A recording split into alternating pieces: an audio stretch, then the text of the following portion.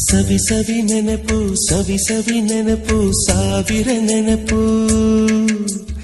ಎದೆಯಾಳದಲ್ಲಿ ಬಚ್ಚಿಕೊಂಡಿರುವ ಅಚ್ಚಳಿಯದ ನೂರೊಂದು ನೆನಪು